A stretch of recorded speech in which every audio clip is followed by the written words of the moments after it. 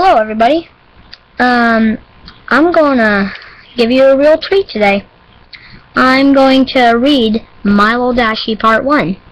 So, crappily I'm guessing because my audio is crap. So, yeah, here we go.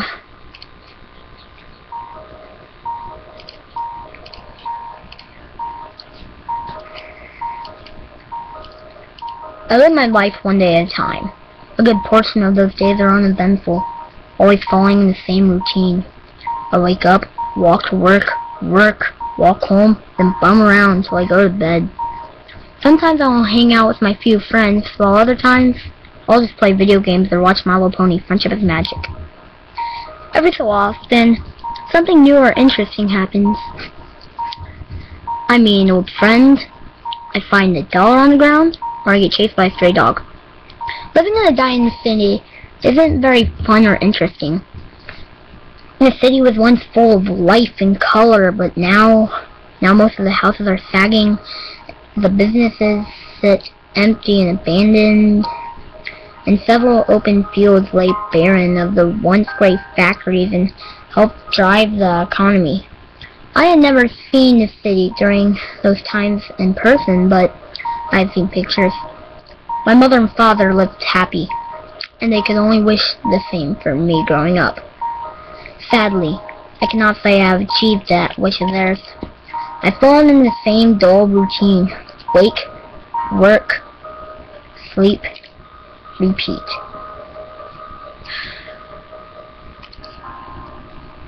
I do have some moments of bliss, but the daily struggles I go through outweigh the small moments of joy I have. My Little Pony has helped, but it's still just another thing to give my hopes up on. Every time I see the show or one of the ponies on the fan site, I recoil a bit at the bright colors, and the joyful faces of the ponies, and the peaceful scenery of their world. It's so hard to look at that beautiful world. Having it so close to my grasp, I reach out to touch its warm colors and bright smiling faces of the ponies, only to be stopped by my computer screen. I snap back to reality. I get to the point where I will simply shut down my computer and walk away. I do that a lot, especially after my parents' death. I go for a walk. When I feel sad, I walk. When I feel tired, I walk. When I feel like walking, I walk. Walking has become my second life in a sense. I spend at least half my day outside along the crumbling sidewalks and decaying suburbs. I've seen people come and go. I've seen buildings torn down, burned up, or had so much graffiti on its walls that its original color is unrecognizable. I very rarely pass any other people on my strolls. Most people don't like to look at their once beautiful city, their homes, or former businesses. I don't blame them. In fact, I envy them.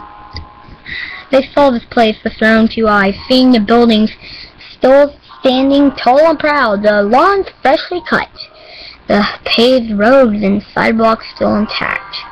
The only thing I've ever seen that even comes close is my mother's paintings. Each of them colorful scenes of this concrete world. She started painting once everything crumbled beneath her feet, making the sad scenery before her look beautiful. Her masterpiece is of an open field that yielded a parking garage. Over it, she drew an amazing rainbow, my favorite picture. I guess that is part of why I like Rainbow Dash the most out of all of the other ponies. Her colors, the amazing sonic rainbow, all remind me of that picture. There have been times I wish I had my own Rainbow Dash, or more realistically, a plushie of her to curl up in bed with. I've made an old Simba into a temporary replacement until I'm able to save enough money for one. It helps in a way, like holding it close will heal my wounds, my pain, and my sorrow. My feet, with countless hours of walking my old shoes, pulsate under the sheet, and all the while, I'll hold that stuffed animal harder than a mother protecting her child. It's the only thing I can look at and feel true joy, even if it isn't physically the Rainbow Dash I want. It will have to do. Today, as usual, I walked to work. It was the same shit, just a different day. Watching the same people enter the store, grab their merchandise, and pay. They walk out with bags in tow. My shift ended after several hours of this. I clocked out and started walking home. I decided to use a different route this time, for a change in pace. A little something different from my normal path I walk. This part of town was hit the worst. Only a few houses still stand, none of them occupied. It truly is a sad sight to see. Then again, it really is the only sight to see. The only sight I'll ever see. Or so I thought. I was stopped by something unusual. A stray cardboard box in the middle of the sidewalk. Now living in this kind of area, I see trash all the time. Boxes, McDonald's cups, and plastic bags litter the streets and empty fields. But rarely will I see a cardboard box that isn't crushed in one way or another. I noticed this particular box because it happened to be in my way. During my younger years, I tried to do what I could for the community. I'd pick up trash when I see it, or I'd attempt to help my neighbors. It was a losing battle. Nowadays, I've given up any hope of cleaning the city, much less my neighborhood. Now, I'll just pass the trash by, letting it blow in the breeze or sit there and decompose. I let what's left of the people do their own things, since most of them don't care about anyone other than themselves. Why should I be any different? I walked past the box, barely giving it any glance. Nothing about it caught my attention right away. I continued on, my home not far away now. Upon arriving, I sat down and played some games. Attempting to push the box out of my mind, I had little luck, as the box somehow managed to push its way back in. Time crept on by, and I soon found myself wanting to go for another walk. So, I left my house and started down my usual route. When I stopped,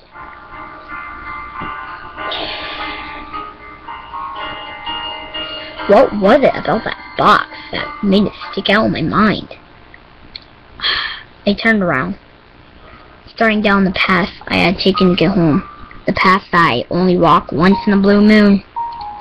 Curiosity got the best of me. I wanted some closure. Within minutes, I found it, still sitting there sad and alone among the broken concrete and overgrown grass. It didn't move. It didn't stand out as if it were special. It was an ordinary brown cardboard box. I didn't want to say I came out here for nothing.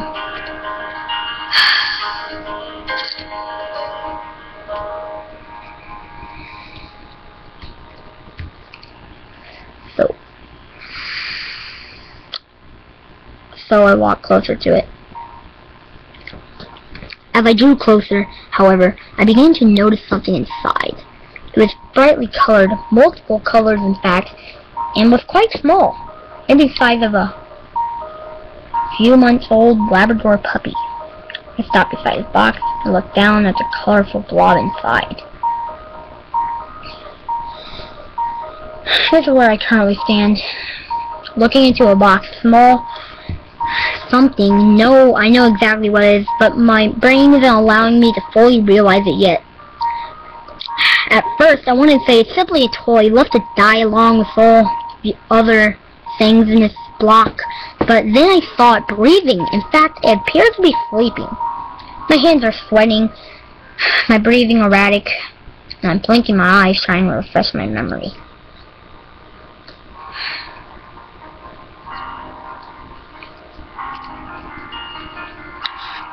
Each time, the image stays the same.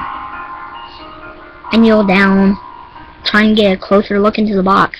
I can't believe what I'm seeing. There's not a physical, mental, or extraterrestrial way that this could be here. How she could be here in my gloomy, dark, horrid world? I examine the box further, and on the side, in simple pen, says, "Give to a good home." The first thought that runs through my mind, besides the initial Philly Rainbow Dash in a box, is, who would give up a Philly Rainbow Dash? My mind is now a mess of questions. How did she get here? Why is she here? Why is she a Philly? Her flank is even barren of her cutie mark, meaning she is indeed a Philly. As I stand to stretch my tired legs, I accidentally bump the side of the box with my foot, and the inevitable occurs. She wakes up. She looks around, rubbing her face with a sore leg, trying to wake herself up. At first, all she sees are the brown walls of the box, but then she looks up to me. Those large black eyes, along with the rose-colored rim around them, drive my heart to, well, as the meme goes, explode. Twice. The sheer cuteness of it all drives me to kneel back down, and I can't hold back a smile. I haven't smiled like this in years, since the last time me and my parents went out to the only remaining park in the area. Her eyes continue to stare at me, and I stare back. I don't know what to say or what to do, but I must start somewhere. "Hi there." I speak, but she doesn't respond. What are you doing out here?" She looks around and back to me. The more I study her, the more I realize she is really young, years younger than her Philly appearance in episode 23. She might not even be able to talk yet. That is, if she even can talk in my world. The fact that she is even existing right now has me reeling in confusion. I return my attention back to her and notice a small shiver of her body. The fall season is here, and it can get pretty cold, especially around mid-September. I'm not sure how to tackle this situation. Do I take her home? Do I call someone? Who would I even call? I'm a closet brony, so none of my friends know about my love of the show. I can't take her to a shelter. That's a stupid thought in the first place. Not only would it be a horrible sight, she might be taken off to some lab and experimented on or something just as equally horrible. I have only one choice. She shakes one more as the cool air reaches her coat. Her wings ruffle as she lays back down and huddles her legs closer to keep her body warm. That's the final straw. I can't take any more. I take off my jacket and reach down and pick her up. I get the initial response I expected. Fear. She begins to squirm around, unsure what I'm doing to her. She can't fly yet, but she still flutters her wings as in praying for a miracle to happen that she does magically take flight.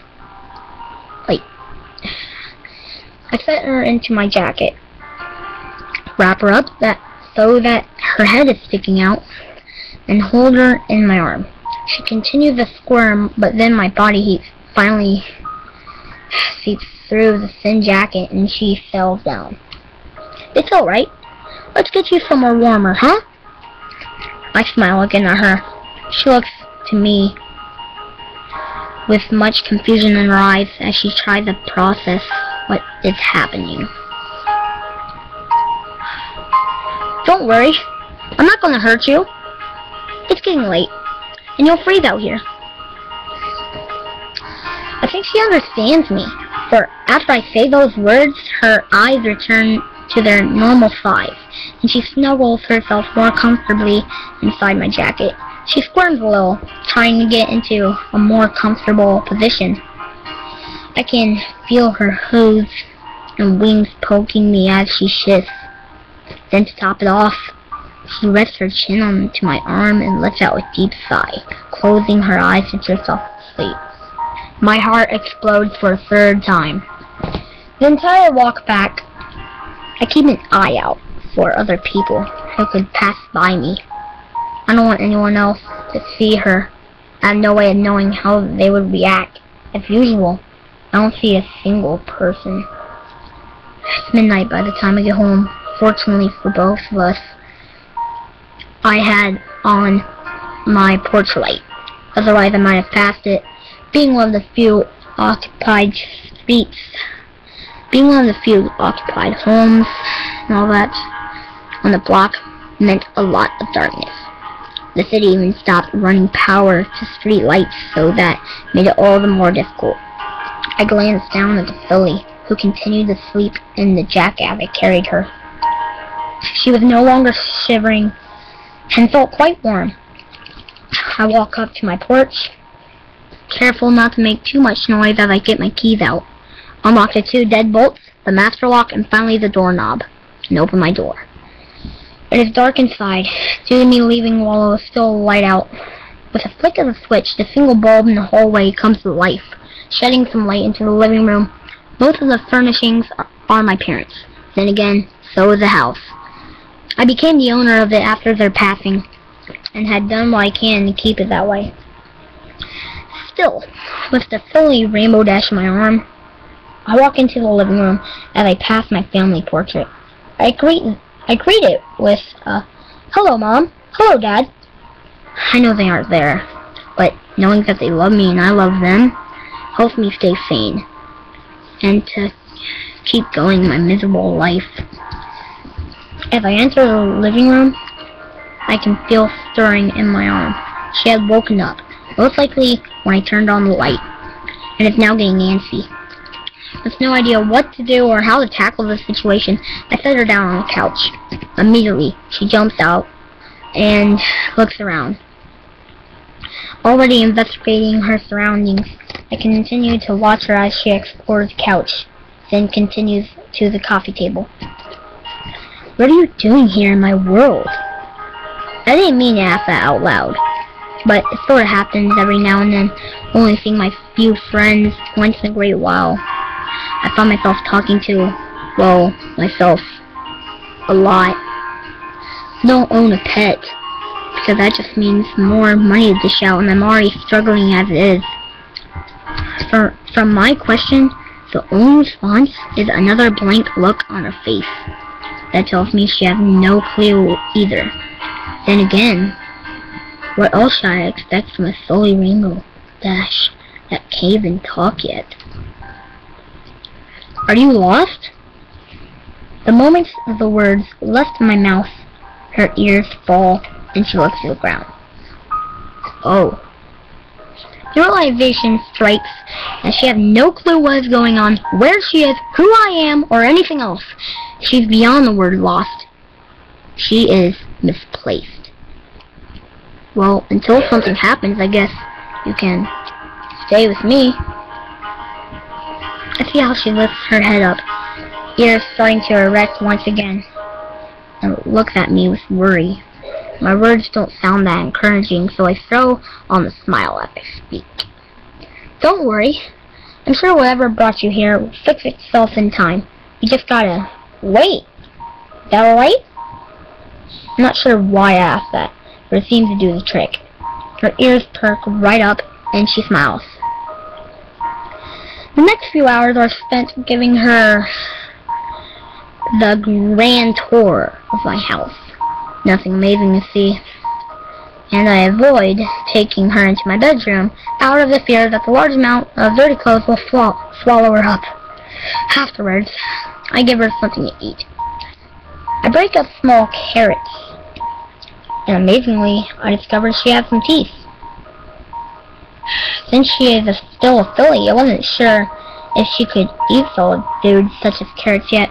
Then again, she is from a cartoon, so I don't know what is correct for her anyway. Satisfied with the food, she finds a comfy spot in my father's recliner and sits. I don't mind, it's not like I fit in it. I was never allowed to when he was alive, so why would that change even after his passing? It's his chair, but yeah, it's his chair. But I'm not going to be mean for the filly for not knowing that. So I let her sit where she is most comfortable. I also give her a small blanket to wrap herself in, due to my house's current temperature. It is not as cold as it is outside, but my furnace has had its problems since before my parents' passing. There was a trick to fixing it, but that died along with my father. I must have fallen asleep at some point. I honestly expect myself to be wide awake due to such an interesting event, but after the long hours at work and staying up to take care of Dash, my body's had other plans. I'm not sure how long I was out before I woke, but it doesn't matter. As I close my eyes, I feel something against my side. I look, and sleeping beside me is a small Cheyenne filly. Her rainbow mane and tail still, her head resting on the inside of my elbow. I know the meme gets old, but I must say it. My heart exploded again. Laying there, sleeping, curled up beside me, had me smiling ear to ear. Her gentle breaths are barely heard. Sorry about that. Sorry. That was a fail. Okay. Her gentle breaths are barely heard. The hairs on her mane tickle my arm, but I hold back any movement to itch. The warmth of her body against my stomach warms my already weak heart. Though a few months isn't a long time, it's how long I wanted to have a moment like this. My own little pony, a Rainbow Dash plushie to sleep with and hold tight. And now I have a real Rainbow Dash, a filly, sleeping at my side, content that she knows me since birth. Right now, there is nothing else that matters to me. My despair, my sore feet, my painful heart, all go unnoticed, as nothing else can come remotely close to the feeling I have right now. This joy I'm experiencing at this moment, as I lay awake on my couch, she is here. She is real. Right now, she's my little pony. She is my little Dashie.